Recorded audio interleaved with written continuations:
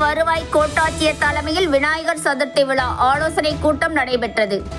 கரூர் மாவட்டம் குளித்தலை வருவாய் கோட்டாட்சியர் அலுவலகத்தில் இன்று மாலை 5 மணி அளவில் விநாயகர் சதுர்த்தி விழா சம்பந்தமாக அரசு அதிகாரிகள் மற்றும் விழா குழுவினர்களுக்கான ஆலோசனை கூட்டம் வருவாய் கோட்டாட்சியர் தனலட்சுமி தலைமையில் நடைபெற்றது. இந்த கூட்டத்தில் விநாயகர் சதுர்த்தி விழா அன்று விநாயகர் சிலை வைக்கும் பொதுமக்கள், இந்து முன்னணி, பாஜக உள்ளிட்ட அமைப்பினர்கள் அரசு விதிமுறைகளுக்கு உட்பட்டு சிலைகள் வைக்க வேண்டும். சிலைகள் அமைக்கும் விழா குழுவினர்கள், அமைப்பினர்கள் காவல்துறை அனுமதி பெற்றவுடன் அனைவரும் வருவாய் கோட்டாட்சியர் அலுவலகத்தில் விண்ணப்பத்தை வழங்கினால் மின் வாரியம் மற்றும் தீயணைப்பு துறை மூலம் அனுமதி பெற்று விழா குழுவினர்களுக்கு முறையாக வழங்கப்படும்.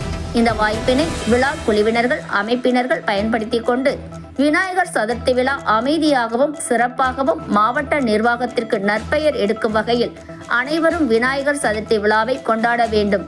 மேலும் காவல்துறை அனுமதி வழங்கிய இடத்தில் விநாயகர் சிலை வைக்க வேண்டும், சிலையை கரைக்க வேண்டும் என ஆலோசனை கூட்டத்தில் பேசி முடிவெடுக்கப்பட்டது.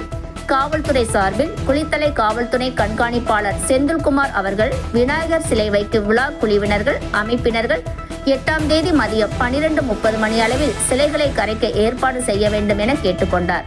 இந்த ஆலோசனை கூட்டத்தில் வட்டாட்சியர்கள் குளித்தலை சுரேஷ், கிருஷ்ணராயபுரம் மகேந்திரன், கடவூர் இளம்பருதி, காவல் ஆய்வாளர்கள் குளித்தலை உதயகுமார், லாலாப்பேட்டை சரவணன், தோகைமலை ஜெயராமன், மாயனூர் முருகேசன், பாலவிடுதி ராஜ்குமார், மின்வாரியம் சார்பில் குளித்தலை உதவி பொறியாளர் நடராஜன் மற்றும் முசிறி தீயணைப்புத்துறை அலுவலர் குளித்தலை, தோகமலை, கடவூர், கிருஷ்ணராயபுரம் ஊராட்சி ஒன்றிய ஆணையர்கள், இந்து முன்னணி மாவட்ட வழக்கறிஞர் சங்க தலைவர் சரவணன் மற்றும் பாஜக இந்து முன்னணி அமைப்பினர், விழா குழுவினர்கள் பலர்